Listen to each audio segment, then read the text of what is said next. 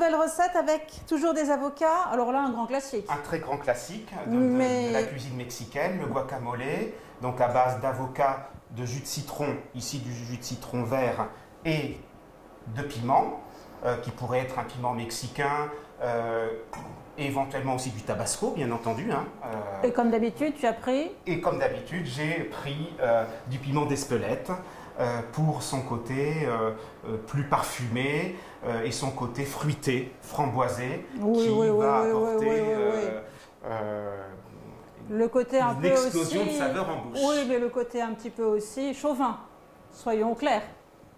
Le piment d'Espelette remplace le poivre au Pays Basque dans la cuisine basque. On est d'accord. Alors, tu as rajouté deux choses aussi bizarres. Mais avoue quand même que sa couleur est aussi magnifique. Magnifique. Hein, c'est vrai. Ce rouge brique. Très joli. Très joli. L'avocat n'est pas assez vert, tu m'as rajouté une pâte bizarre verte, qu'est-ce que c'est? On va donc renforcer le côté gourmand. Je voulais un guacamole très très gourmand, presque un guacamole qui parte vers la pâtisserie. Donc je voulais rajouter deux notes pâtissières, pourrait-on dire. Donc effectivement de la vanille. Donc là, pas de problème, j'avais bien reconnu. Qui va aussi apporter donc le caviar de vanille qui va apporter des tout petits points noirs dans le guacamole. Et ça va être très joli. Et de la pâte de pistache. On pourrait utiliser de l'huile de pistache, mais ici donc à Angers, dans un magasin qui s'appelle Tout pour la pâtisserie, j'ai trouvé de la pâte de pistache qui est particulièrement parfumée. J'ai trouvé sa couleur très jolie et ça va donc renforcer le côté vert du guacamole. On commence par quoi? On va commencer par les avocats, donc couper les avocats, les dénoyauter et je vais commencer à les écraser. Donc pendant que tu vides tes avocats, moi je récupère le jus. Est-ce que je mets la pulpe avec le jus ou que tu prends que le jus? Je vais prendre que le jus. D'accord.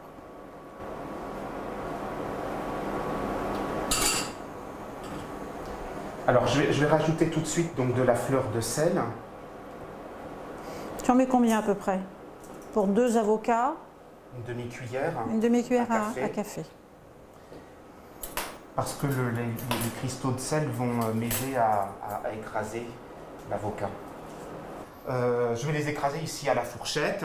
On pourrait aussi éventuellement les écraser dans un mortier. Alors je sais que dans certaines recettes, on prépare le guacamole au mixeur. De telle manière à obtenir une consistance particulièrement lisse. Moi j'aime bien les petits morceaux. J'aime bien les petits morceaux également. J'aime bien avoir cette mâche en bouche. J'aime reconnaître aussi le côté crémeux de l'avocat. Donc je préfère le faire écraser à la fourchette et avoir un côté mâche beaucoup plus marqué. Alors je ne savais pas qu'on mettait du piment dans le guacamole. On met du piment, c'est une préparation très pimentée.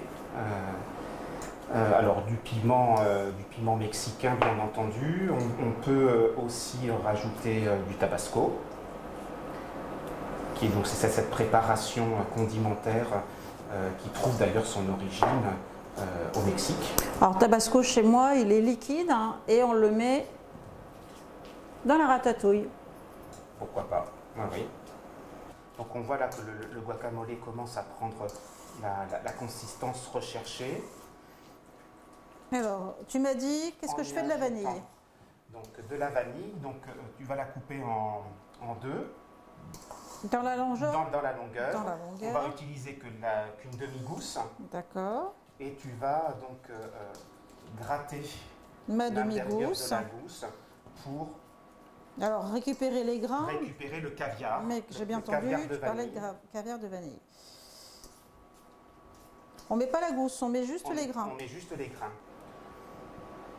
Donc on va rajouter une demi-cuillère à café de pâte de pistache pour terminer la recette. C'est vraiment une couleur aussi magnifique, oui, cette très, pâte. très belle. Elle est brillante, elle est soyeuse. Oui. Alors quel nom tu lui as donné cette recette? Je lui ai donné le nom de guacamole très très gourmand.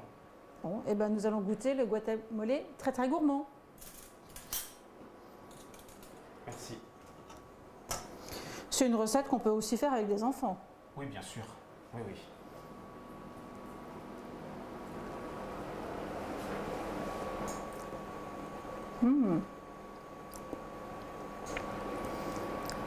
Ah, c'est délicieux. On sent bien les différents ingrédients Tout à fait. Qui se marient. En même temps se marient.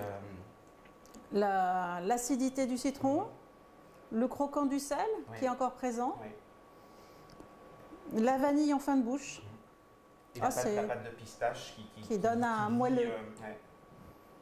Recette à retenir, Olivier, merci. Merci Anne.